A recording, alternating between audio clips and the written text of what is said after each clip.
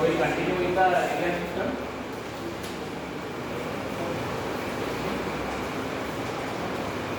So what is the approach for radial system?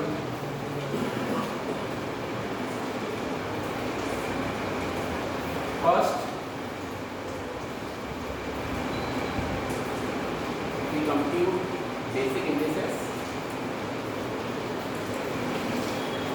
What are the basic indices? Three indices, right? What are the basic indices? First one is three basic equations.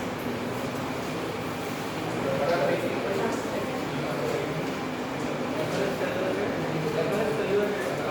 Average development.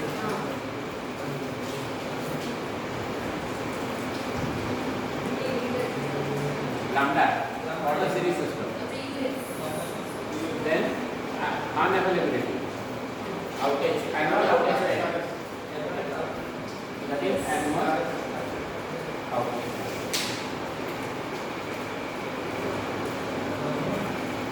And finally, RS, as we discussed, it can be considered as the daytime time or the outage. Whereas this is annual outage time, this is average outage. These are the basic indices. Then what are the load and customer load? These are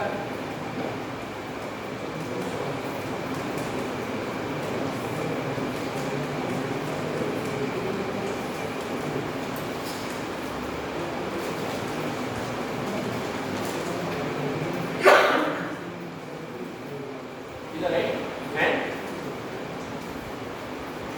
ENS.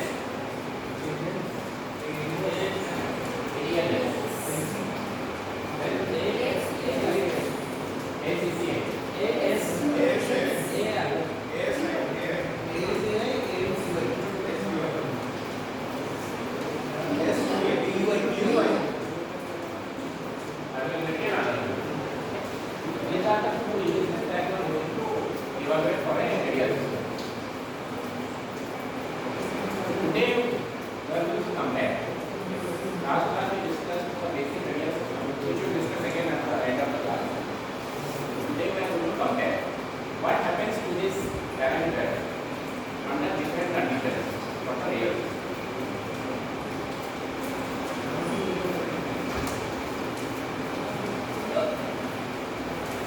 First is effect of lateral distribution of protection.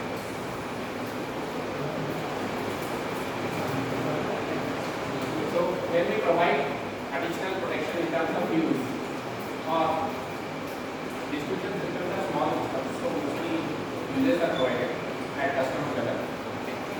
So additional protection is frequently used in practical distribution systems. One possibility is to install fuse gear at a key point in each lateral distributor. That's the key point. We saw only one circuit breaker at the beginning, but we can have fuses at each of the lateral distributors.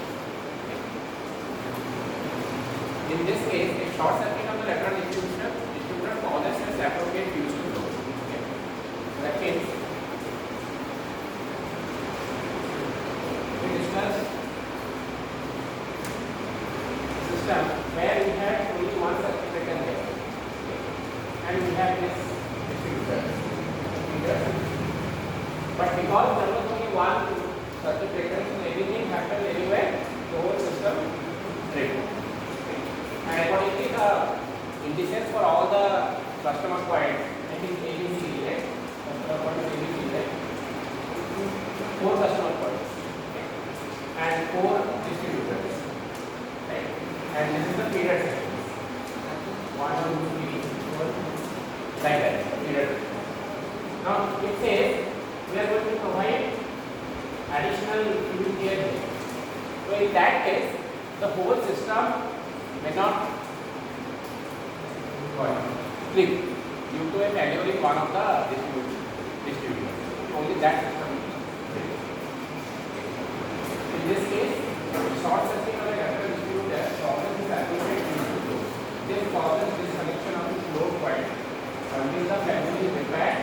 does not affect the cause of disconnection of any other load points. Okay, that is what we discussed. It can be found that the most unreliable load point is B. So these details I will calculate. Okay, only one condition. This is only theoretical aspect. So if question comes, you will be asked about theoretically explain this.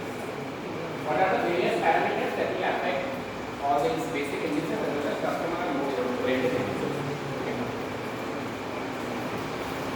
Okay, it can be found that the most unreliable load point is B because of the dominant effect of the failures of the threshold distribution. Okay, we can separately find out the various indices for different load points, and if you do that, you find out the details are there in the book. If you want, you can refer the book.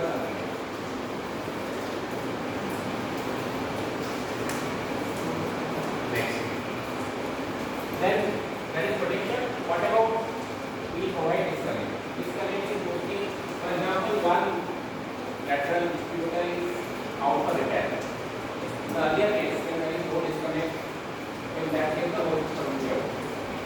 In this case, we can provide disconnects.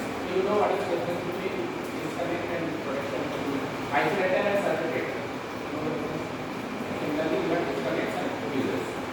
Fuses are protective devices, whereas disconnects are mostly used for internal purposes. Second alternative reinforcement or improvement scheme is the provision of disconnects of isolators in the main feeder. These are not fault breaking switches. Therefore, any short circuit on a feeder still causes the main breaker to fault. Okay. What it says is that though these are not protective devices, but if you isolate a section, but still the main breaker operates. Since it is under maintenance. After the fault has been detected, the relevant disconnect can be opened and the breaker decreased. It says that there is a strong fault and it is not detected, and we can use the disconnect to separate out. Okay. But then the whole system is out, as it says, and accordingly it affects the reliability indices at each of the eight points. This procedure allows restoration of all the load points between the supply point and the point of isolation before completion of the repair process. When we say that once you detect the fault, okay, you know where is the fault, accordingly simply put out that particular fault, okay, and then the remaining systems error, that is what it says. Accordingly, the indices will be applied. We'll see in the end what are the indices. Next, you have provided protection for particle phase.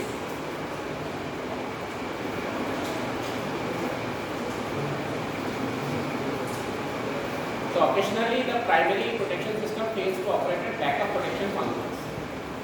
You know that every protection has some load of protection. So one relay can provide primary protection if you don't load, and whereas it provides backup protection with some other. And that is generally operated based on time delay.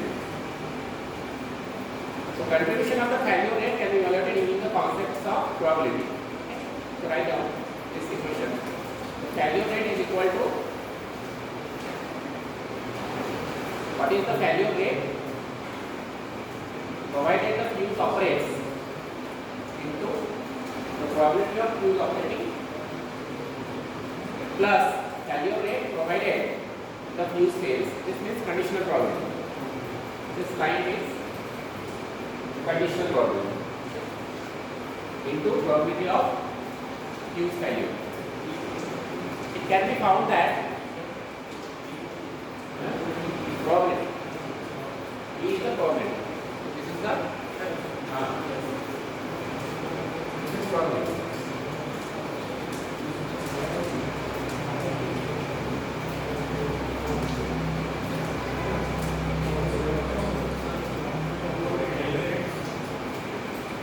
This is conditional probability.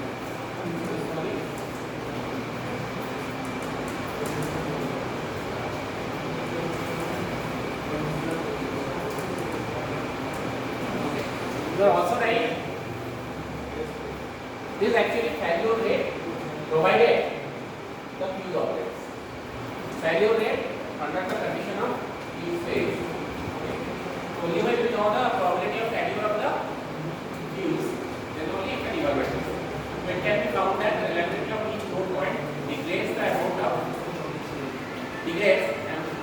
degradation is dependent on the probability that the fuse gear operates successfully. Okay. What we are seeing here is, we are seeing what are the various conditions under which the indices that we have calculated for the radial distribution system in the last class, and what are those values we did not calculate in detail because that is very. We will see that in the comparison. The relative effects of the additional failure events are compared to those that often exhibit in the 100% reliable approach.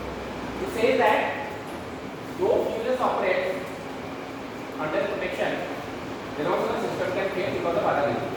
What is the probability? This will be less. This probability will be less. Right?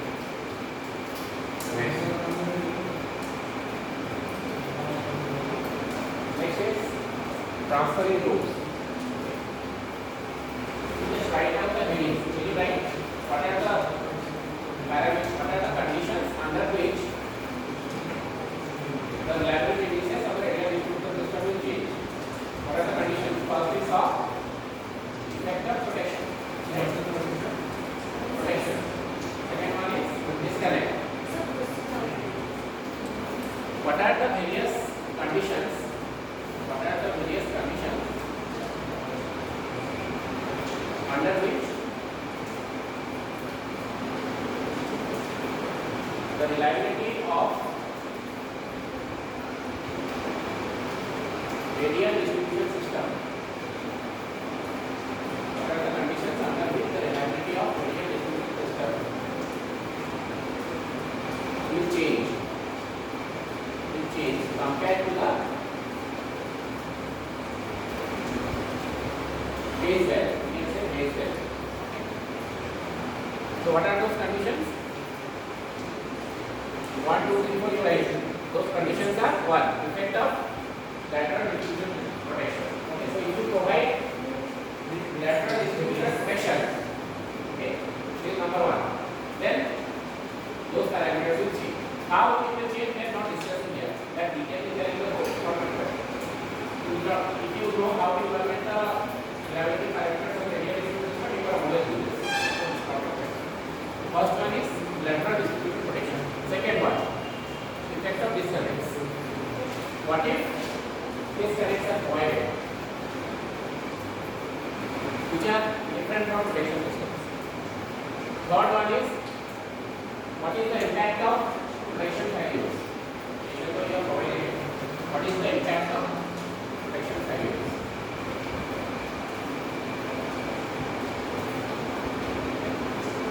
And fourth one is,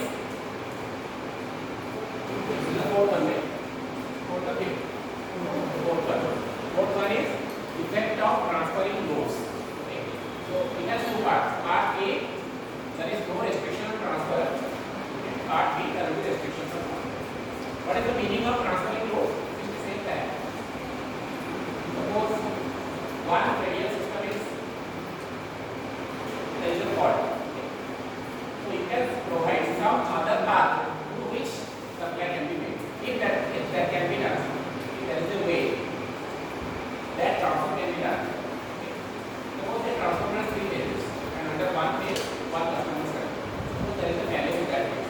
So whether the customer can be provided with the other phase, is it possible? Whether it can take the load. Okay. Here we are assuming that is also restriction, it can provide any load. So it is a rural household and you are a very large capacity transformer, so it can be done. So first case is no restriction of transfer. What is the objective? Objective is to know how it affects the distribution indices. Many distributors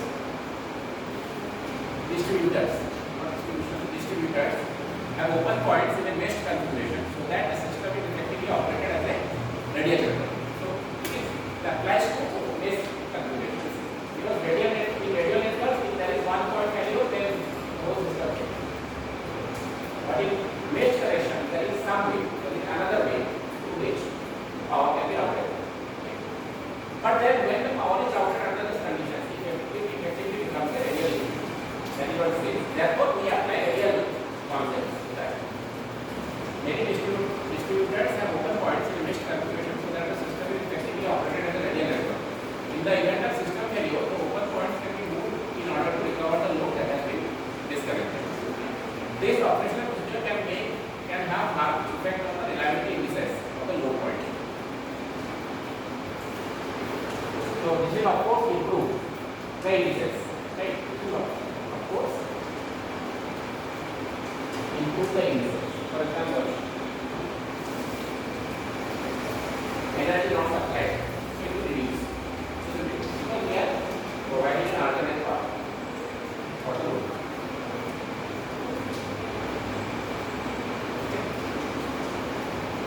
Until repair has been completed, load can be transferred to another part of the system. Okay. Load can be obtained from another part of the system. Next, with no restriction on transfer, the failure rate of each load point does not change. That the indices of the load point A do not change because load transfer cannot recover any load cost.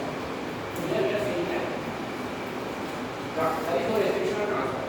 There is no economic cost associated with it.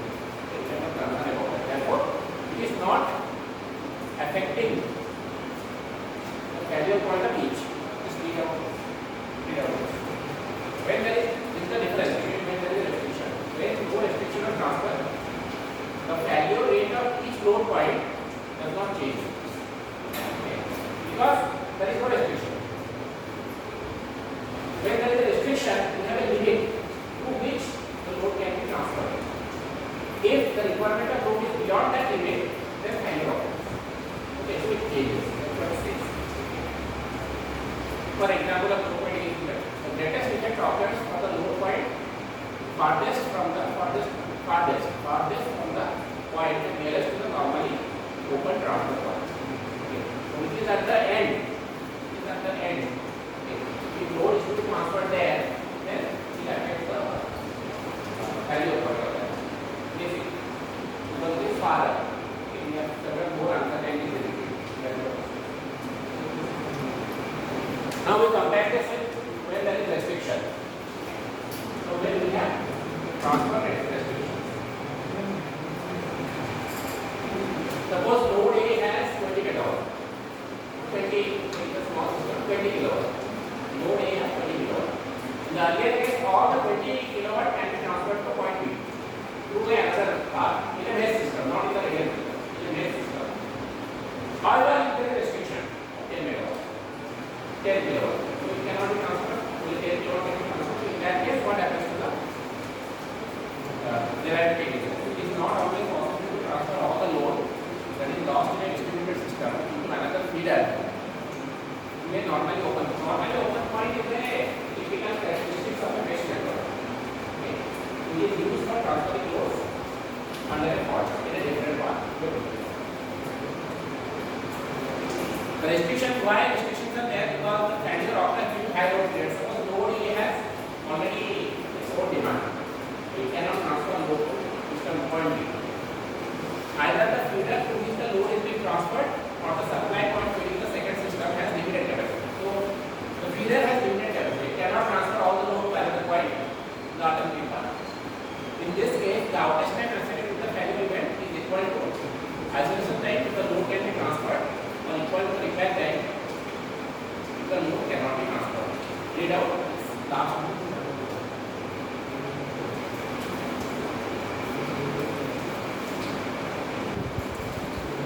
Next. Okay. So now we will see the numerical values for all of this.